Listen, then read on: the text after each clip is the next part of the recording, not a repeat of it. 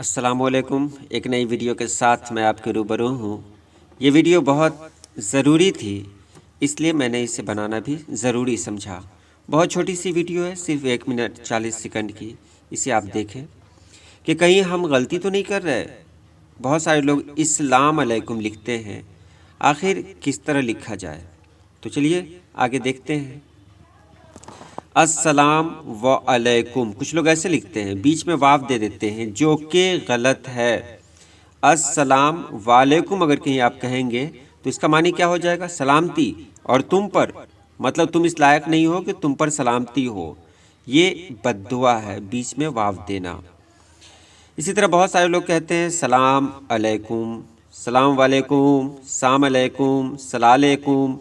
मैं इसके बारे में तो बहुत ज़्यादा नहीं कहूँगा, लेकिन ये सारे के सारे गलत भी हैं और इसमें कुछ ऐसे भी हैं जिसके मानी बद्दुआ में निकलते हैं, इसलिए इससे परहेज़ करें।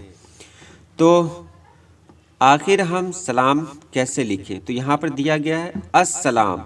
आपको बताया गया था कि लाम यहाँ पर साइलेंट हो जाता है, यानी लाम को पढ़ा नहीं जाएगा। अस्सलाम लाम लिखना बहुत ज़रूरी है। अगर लाम आप नहीं लिखेंगे तो हो जाएगा इस्लाम अलैकुम, जिससे मानी ही बदल जाएगा। तो सही लिखें अस्सलामु अलैकुम। जो यहाँ दिया गया है अस्सलामु अलैकुम, यानी अलिफ के बाद लाम लिखना बहुत ज़रूरी है। और अगर आप नहीं लिखते हैं तो ये बहुत बड़ी गलती है। उम्मीद है इस वीडियो से आपको कुछ ना कुछ फ़ायदा मिला होगा। तो चलिए इतना ही। अल्लाह पाक आप सभी लोगों को खुश रखे, आबाद रखे। अल्लाह हाफिज़।